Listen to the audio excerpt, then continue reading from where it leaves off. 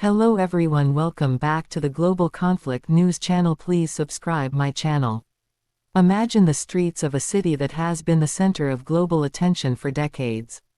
A place where history, politics, and war collide with devastating consequences. Today we are looking at what is being described as Israel's largest ground invasion of Gaza City, an operation that is already shaping the future of the region and raising alarm across the world. The story unfolding is not only about military might but also about human resilience, the struggle for survival, and the price of geopolitics in one of the most volatile regions on Earth. The ground invasion of Gaza City is not just a tactical decision, it is a demonstration of strength, control, and political will. For weeks leading up to this, airstrikes pounded the city. Drones circled overhead, tanks lined the borders, and evacuation warnings were issued. Then, the armor rolled in. On the exterior level, this is a massive military show. Israeli armored brigades push into the outskirts of Gaza, advancing street by street, supported by bulldozers tearing down barriers and engineering units clearing mines. Helicopters hover above, giving covering fire, while ground troops move cautiously but firmly into neighborhoods that have seen countless clashes before. The exterior optics are of an overwhelming force, carefully organized, supported by precision technology, yet walking into an urban labyrinth designed to consume armies. The interior of Gaza City tells another story entirely. Inside these streets, residents huddle in basements, power flickers in and out, and hospitals strain under impossible conditions. The city's narrow roads, packed apartment blocks, and hidden tunnel systems transform every interior space into a potential battleground. For soldiers entering homes, every door could conceal an ambush, every stairwell a trap. The interior life of Gaza during invasion is defined by uncertainty, families with nowhere to flee, fighters moving through shadow networks underground, and soldiers struggling to distinguish between civilians and combatants. The interior here is not just physical but psychological. The fear of both residents and soldiers transforms the smallest room into a place of suspense and danger. Performance becomes the lens through which analysts, governments, and militaries evaluate the operation. For Israel, the performance of this ground invasion is about whether they can dismantle Hamas command structures, destroy tunnel networks, and neutralize weapons caches without getting bogged down in a war of attrition.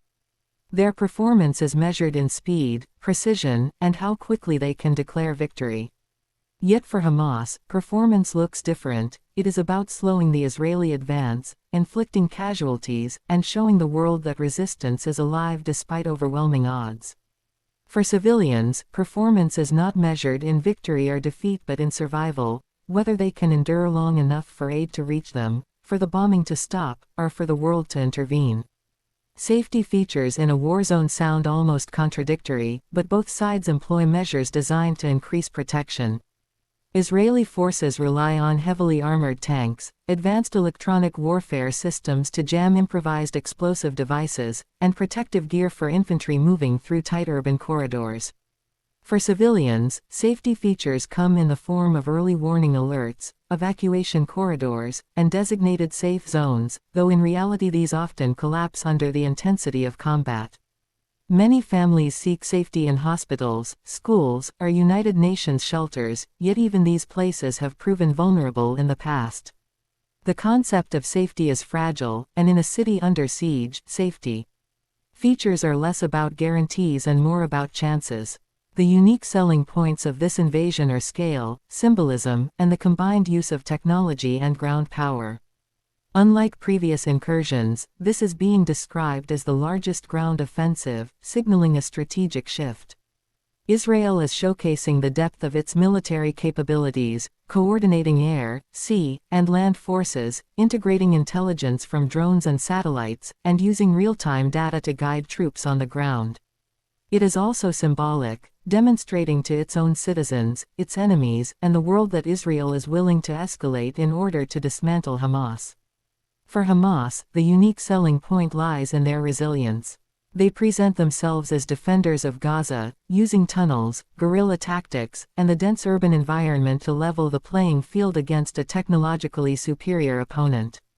The price of this operation, however, overshadows every aspect. Financially, Israel is committing billions in military expenditure, with each day of invasion draining resources. Politically, it risks alienating allies, straining relations with neighboring Arab states, and igniting protests across the globe. For Hamas, the price is in manpower, weapon stockpiles, and infrastructure that takes years to rebuild. But for civilians, the price is unbearable: thousands displaced, neighborhoods flattened, and a humanitarian crisis that deepens with every hour. The price is also generational.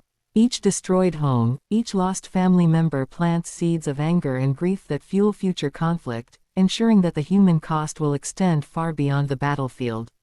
When looking deeper at the city under siege, one must imagine the daily reality for those trapped inside. Families gather in darkened rooms, clutching children as the sound of tanks rattles outside. Water supplies run low, food becomes scarce, and hospitals cry out for electricity to keep life-saving machines running.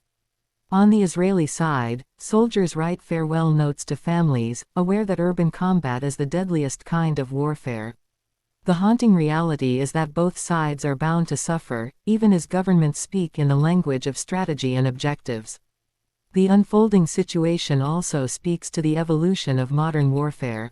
No longer do wars play out in open deserts or fields; instead, they are fought in cities, among civilians, with drones overhead and propaganda wars running simultaneously online. Israel's use of high-tech surveillance, precision munitions, and armored ground advances represents the cutting edge of modern military doctrine. At the same time, Hamas's reliance on tunnels, ambushes, and improvised weapons demonstrates how asymmetric warfare adapts in the face of overwhelming firepower. This operation is also a message to the broader Middle East. Israel signals to Hezbollah, to Iran, and to other adversaries that its military is ready to escalate when needed. Yet it also risks drawing these players further into the conflict. Hezbollah's rockets in the north, Iran's political pressure, and the shifting attitudes of Arab states all intertwine with the outcome of this invasion.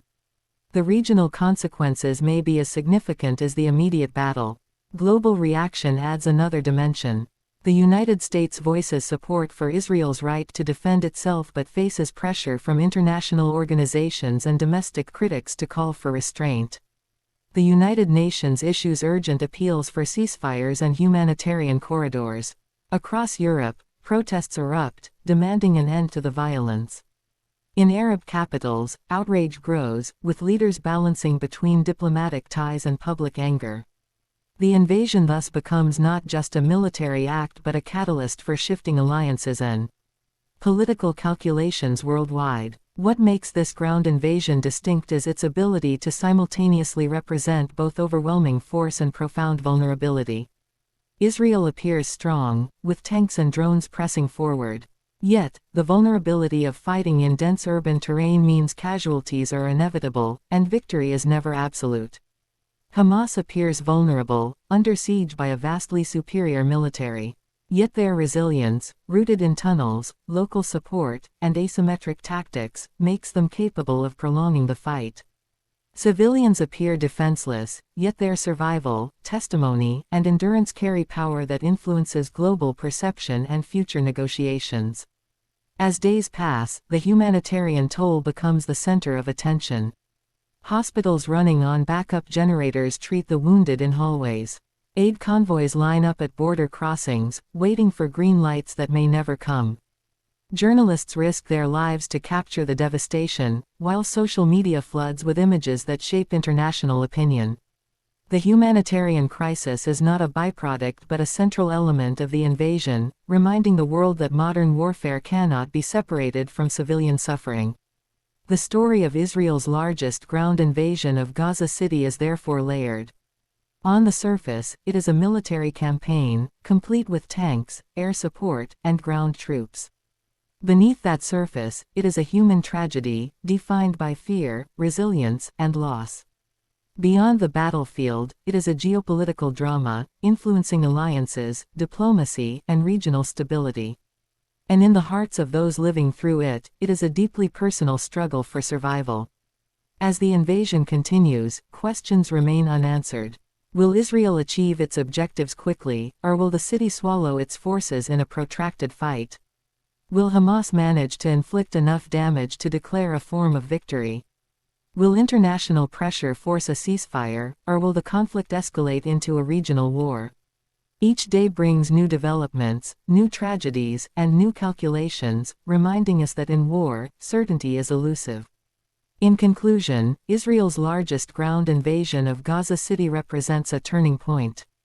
It reflects the exterior might of an advanced military, the interior struggles of a besieged city, the performance of strategies under pressure, the fragile safety measures in war, the unique selling points of resilience and escalation, the immense price paid in blood and politics, and the enduring human spirit that survives even in the darkest of times.